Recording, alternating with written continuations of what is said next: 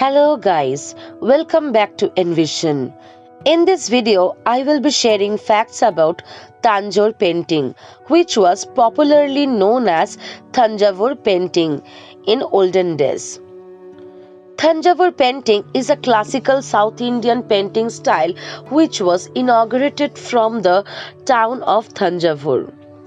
The art form draws its immediate resources and inspiration from way back about 1600 AD, a period when the Nayakas of Tanjavur, under the suzerainty of the Vijayanagara Rayas, encouraged art, chiefly classical dance and music, as well as literature, both in Telugu and Tamil, and painting of chiefly Hindu religious subjects in temples.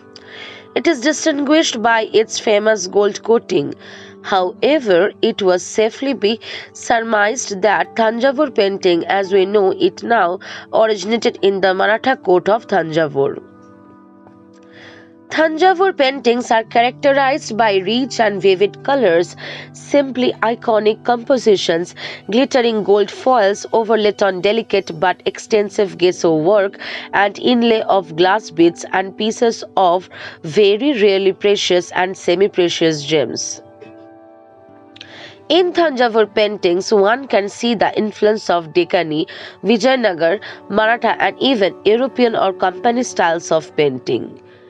Essentially serving as devotional icons, the subjects of most paintings are Hindu gods, goddesses, and saints.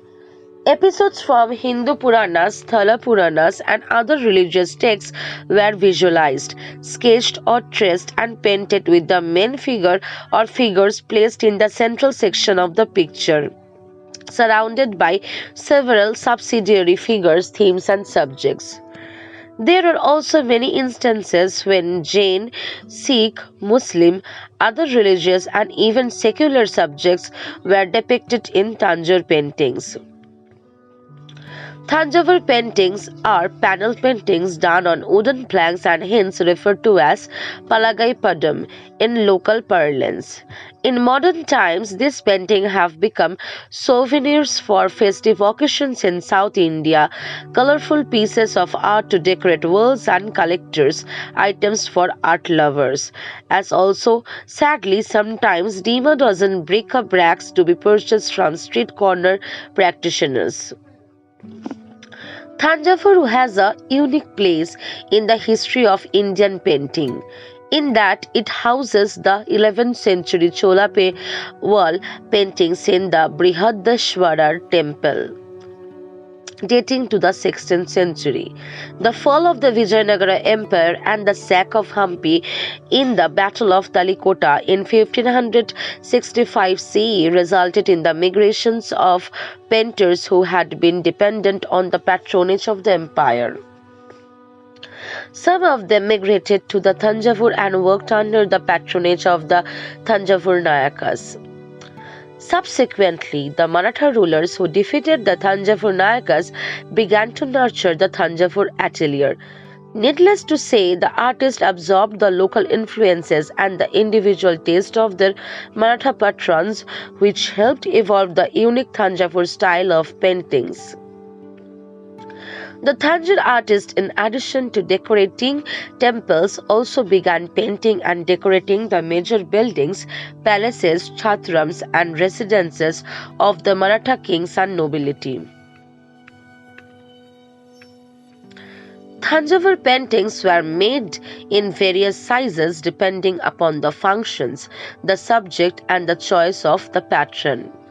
Large paintings of deities and the Maratha rulers, their courtiers, and nobility were painted and installed to serve as architectural accents in the Maratha palaces and buildings.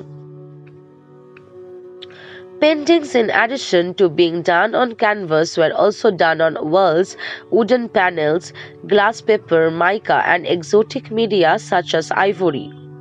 Small ivory portraits were typically worn as cameo pendants called Rajaharam and were quite popular. Tanjore glass paintings, following the techniques of Chinese reverse glass paintings, were popularized during Sir Phojis II's reign as a cheaper and faster craft.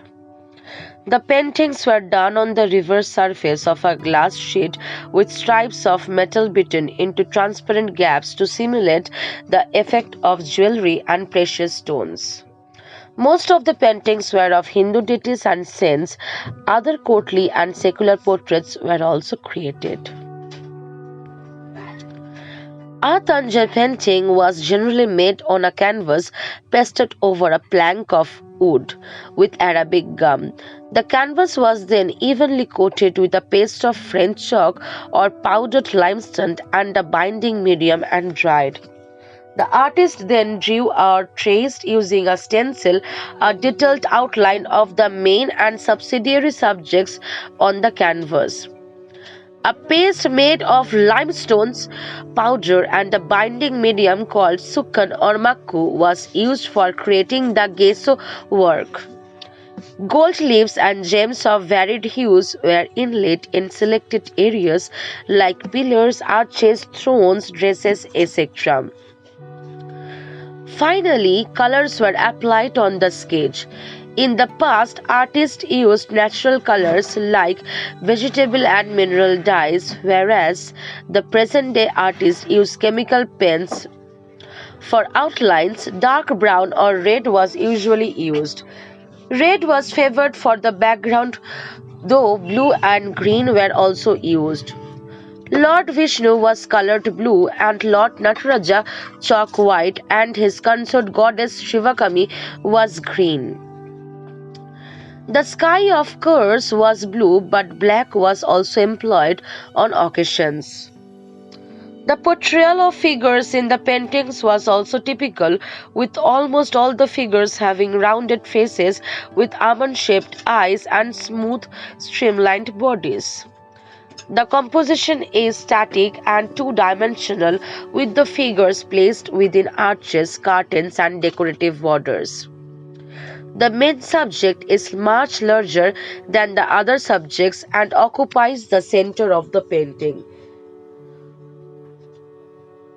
The figures were painted with bright flat colors except for the face where shading was shown. The shading in Tanjore art was more to create a feeling of depth than to conform to the European conventions of lighting and perspective. Tanjore paintings were painted by Muchis or artists of India according to the British chronicler Charles Gould in his book Oriental Drawings published in 1806. Traditionally, it is well known that the Raju community of Thanjavur and Tiruchi, also called as Jinigara or Chitragara, and the Nayadu community of Madurai were the artists who executed paintings in the Thanjavur styles.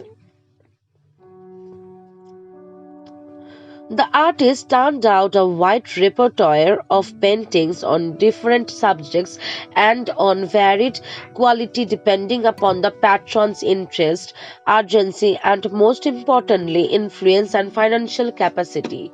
However, the art was by and large and the sacred task to be performed with a reasonable degree of ritual purity and humility by master craftsmen, many of whom who chose to remain anonymous and never signed their paintings.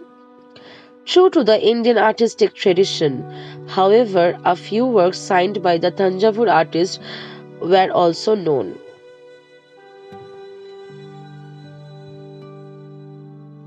The Tanjore style of painting sprang from a late phase of South Indian classical art when the society in which it originated was itself going through turbulent times. Needless to say, Tanjore paintings are informed by a syncretic style notable for its assimilations of the contemporary diverse cultural influences Tamil, Telugu, Maratha, European, Deccani folk, etc. The style drew heavily from the other major South Indian styles of painting, which were all deeply influenced by the Vijayanagara school. The closest influence among them could be the Kalamkari and Tirupati paintings. Although artists used natural colors such as vegetable and mineral dyes in the past, artificial paints have regularly used gradually. Tanjore paintings have a stunning color scheme of vivid red, blues, and greens. These, along with the painting's richness and dense compositions, distinguishes them from other Indian art styles. Bal Krishna, Lord Rama, and other gods, goddesses, saints, and subjects from Hindu mythology are popularly themes in Tanjore paintings. So, guys, I hope this information was useful to you. Please do like and subscribe my channel by clicking the bell icon. Thank you.